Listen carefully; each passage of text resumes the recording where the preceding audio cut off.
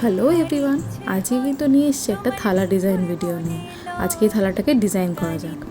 ফার্স্টে তাই থালাটা একটা খসখসে কোনো কাগজ দিয়ে ভালো করে ঘষে নিলাম। তারপরে কিন্তু আমরা এখানে একটু জল দিয়ে ভালো করে একটুখানি আবার ব্রাশ করে নিলাম। তারপরে এখানে আমরা ফেব্রিকার যে হোয়াইট কালারটা আছে সেটা ব্যবহার করছি।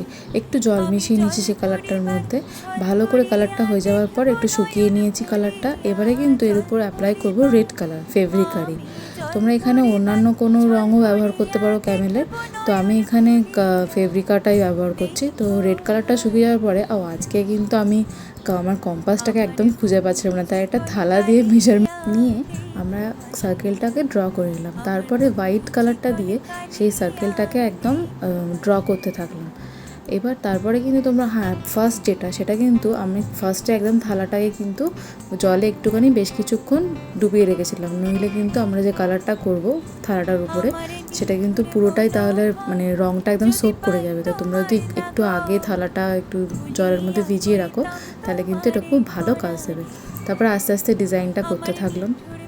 অনেক দিন পরে হাতে তুলি ধরে কিন্তু একটু অসুবিধা হচ্ছিল ফার্স্টে, কিন্তু তারপরে আস্তে আস্তে জিনিসটা একদম ঠিকঠাক হয়ে গেল।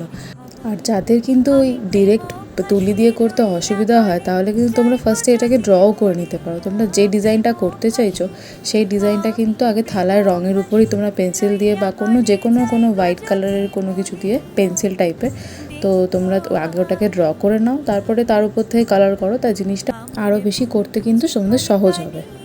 এই ধরনের মাটির থালাগুলো কিন্তু আমাদের বিভিন্ন ধরনের কাজে লাগে। যেরকম ধরো বাড়িতে যদি কোনো পুজো হয় তাহলে সেটাই আমরা এরকম সুন্দরভাবে ফুল টুল দিয়ে আমরা প্রেজেন্ট করতে পারি থালাগুলো, বা প্রদীপ দিয়ে সাজিয়ে। আবার অনেকে কিন্তু এটা বিভিন্ন অনুষ্ঠানে খাওয়ার জন্য ব্যবহার করে থাকে। আবার অনেকে কিন্তু এটা হোম ডেকোরের মতো ব্যবহার করতে পারে।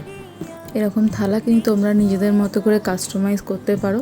আমাদের পেজেই তোমরা অর্ডার করে দিলে আমরা এরকমভাবে সেটাকে কাস্টমাইজ তোমাদের মতো করে রেডি করে দেওয়া হবে। আর অনেকে কিন্তু ভাবতে পারো যে এটার কালার থাকবে কি না, তো আমি বলি যে এটার কালার যেরকম আমরা দেবো সেরকমই থাকবে। এটাকে যেহেতু সূক্ষ্ম মাটির জিনিস, তো এটাকে একটুখানি যত্ন করে রাখলেই এটার কালারটা যেরকমভাবে থাকবে দেওয়া হবে সেরকমভাবেই থাকবে।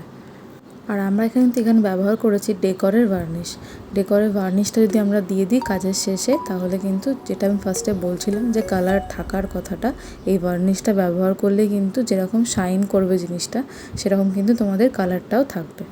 ভিডিওটা যারা শেষ অবধি দেখেছো তাদেরকে অসংখ্য ধন্যবাদ। আর ভিডিওটা কেমন লাগলো সেটা কিন্তু না জানালে চলবে না, অবশ্যই কমেন্ট করে সবাই জানাবে যে ভিডিওটা তোমাদের কেমন লেগেছে। আর এই রকম ভিডিও আরও দেখার জন্য সবাই কিন্তু চ্যানেলটাকে সাবস্ক্রাইব করে রেখো। আজকের মতো এইটুকানি, আবার দেখা হবে নেক্সট ভিডিওতে। সবাইকে টাটা।